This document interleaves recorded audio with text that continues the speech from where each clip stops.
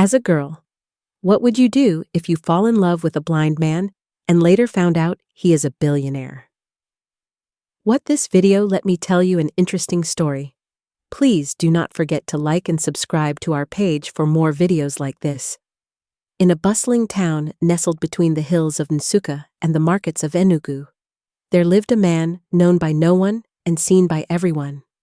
His clothes were torn, his beard wild, and his eyes always covered dark blindfold. His name is Frank, but most simply called him the blind man by the roundabout. Every morning, Frank would sit by the edge of the road, tapping his cane gently and humming folk songs that no one really listened to. Some passers-by would drop coins in his plate. Others would offer him food. Many ignored him completely. What they didn't know was that Frank was not blind. Nor was he truly homeless. Frank was a billionaire. Born into wealth, Frank inherited his father's empire at the age of 25. His father, Chief Donatus Ike, had owned half the transport system of southern Nigeria and a chain of gold mines in Congo. But Frank had one obsession that haunted him deeply. He didn't trust love. Every woman he had dated loved his money. They adored his cars, his yachts, his private jets, but none ever truly saw him. When he overheard his girlfriend named Angela saying to her friend, "Even if Frank went blind or crippled tomorrow, I'd still be there as long as the money keeps coming. For a month," he snapped. That night, Frank disappeared from the world. He left his wealth to his lawyer, Daniel, with instructions. "Manage my assets. I'll return when I find a woman who loves me for me, not my money, not my eyes." Then he walked into Enugu with nothing but a change of clothes and a long cane. He shaved his head bald, wore dark blindfold to cover his eyes, and wrapped his past in silence. Frank had been on the streets for 3 months when he first heard Esther's own voice. "Uncle, you've not eaten since morning. Here, take this." A warm jollof rice plate touched his hands. He smelled fried plantain, too. "What's your name?" he asked, carefully. "Esther." Her voice was sweet like sugarcane. She didn't pity him. She spoke like he was a real person, not some forgotten thing on the roadside. That day, she stayed for 10 minutes. The next day, she stayed 30 minutes having some random conversation with Frank. Soon, she was bringing him fresh palm wine on Fridays and roasted yam on Sundays. Frank listened more than he spoke. He learned she was a seamstress with a small shop behind the market. She had dreams, big ones. She wanted to start a clothing line, but money was tight and customers scarce. He never told her who he really was. One evening, as the rain poured hard and thunder rolled over the hills, Esther stood beside him with an umbrella, holding his hand to take him to shelter. "I don't know why I am doing this," she said to Frank, "but whatever it is, blind or not, poor or not, you're my friend. That's all that matters." Frank couldn't speak. He nodded, and for the first time in years, he felt something like love blooming, raw, slow, and real. One day, Frank met another lady called Mary. Mary was known for her ambition. She was the local councilman's daughter and loved to be seen in expensive things, whether she could afford them or not. One afternoon, she spotted Frank as she came to distribute flyers for a charity event. "Ah, what a poor blind man," she said loudly. "You look pitiful. Here's some money. Tell everyone I gave you this." Mary wasn't kind. She was calculating. But Frank, curious to test her, played along. "Bless you, my daughter," he said softly. Over the next few weeks, Mary began visiting regularly. She'd dress in fine clothes and speak of all the powerful people she knew. She even hinted that she could take care of him if he stayed loyal. Her attention wasn't love, it was vanity. One morning, Mary stormed Esther's shop. "You think you can steal him from me, you roadside tailor?" she yelled. Esther blinked in confusion. Steal who? Frank, the blind man. Everyone knows I take care of him. He's mine. Esther looked away, ashamed. I didn't know he belonged to anyone. The market was buzzing. Rumors spread like wild harmattan fire. Some mocked Esther, others pitied her. But Esther, with quiet dignity, packed her sewing machine and left the shop. She stopped visiting Frank. For weeks, he waited. No roasted yam, no laughter, just silence. Frank's heart ached, but he couldn't chase after her. One evening, the market caught fire. Stalls burned, smoke swallowed the sky, and screams echoed everywhere. Esther's shop, barely standing, collapsed in flames. The people were shouting for help because Esther was trapped inside his shop when the fire started. Frank leaped into the chaos. He pulled her out, coughing, arms trembling. He didn't care who saw what happened. He didn't care what they thought.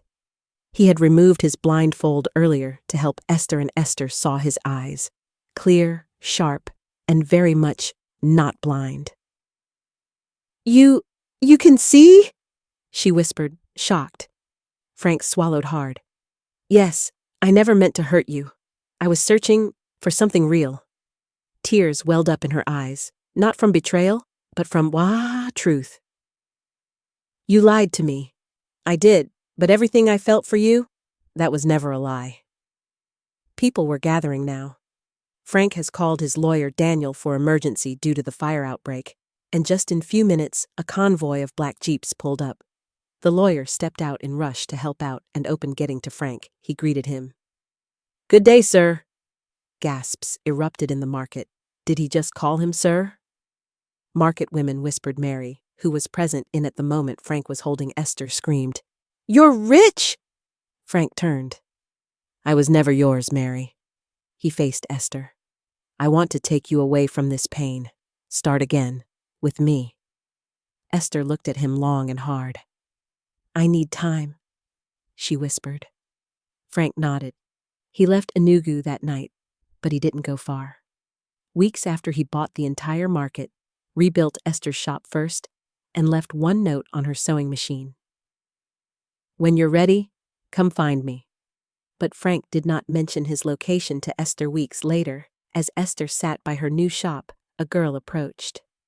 She was about 16, with eyes like fire and a smile full of secrets. "My name is Grace.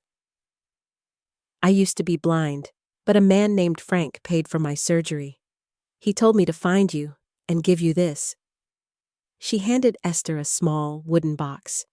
Inside it was a dress, hand-stitched, in the very design Esther had once described to Frank months ago. Inside the dress pocket was a ring and a note. "True love is not in what we see, but in what we survive together." Esther looked up. Her eyes glistened. "Where is he now?" she asked. Grace grinned. "Somewhere waiting, but not for long. He's been offered a political appointment in Abuja. He said, if you don't come, he might leave forever." Esther froze, and still mad at Frank for leaving her without any information earlier. And as the sun dipped below the hills of Enugu, Esther closed her shop, held the dress tight to her chest, and whispered, "Frank, waiting for me?" But behind her, someone else had been watching. A man in a long coat.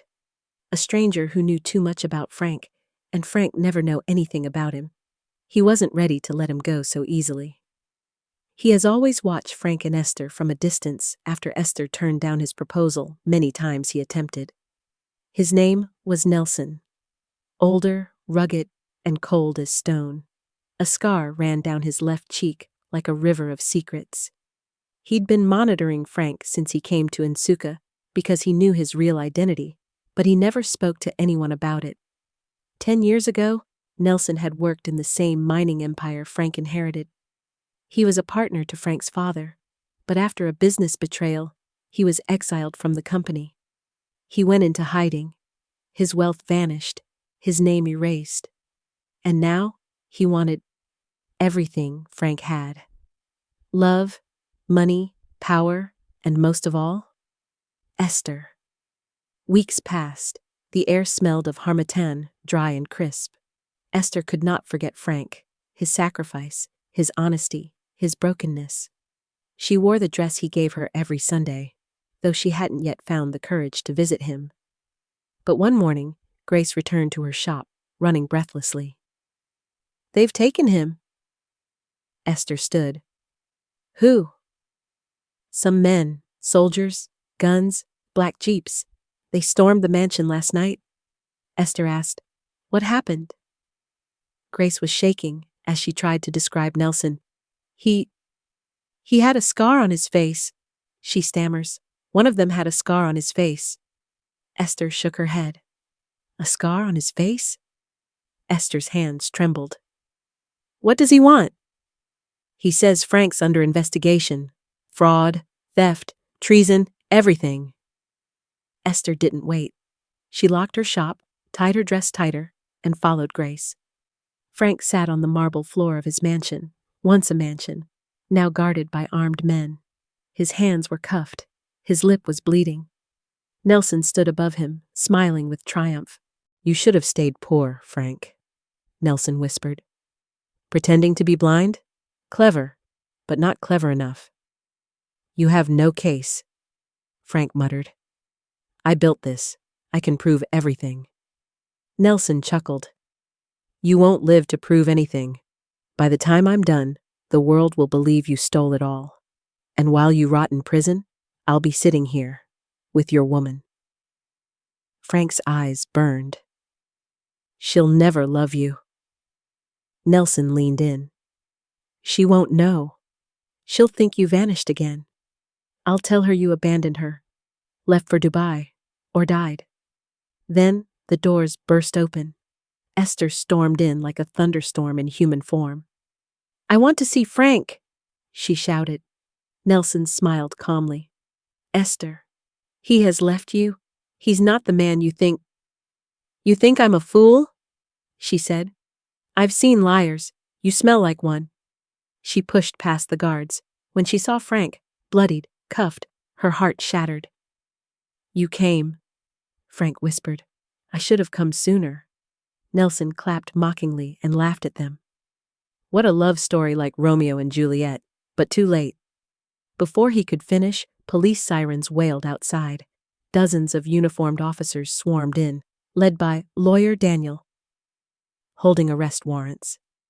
Grace had called Daniel earlier to inform him what was going on, before she ran out to tell Esther what was going on.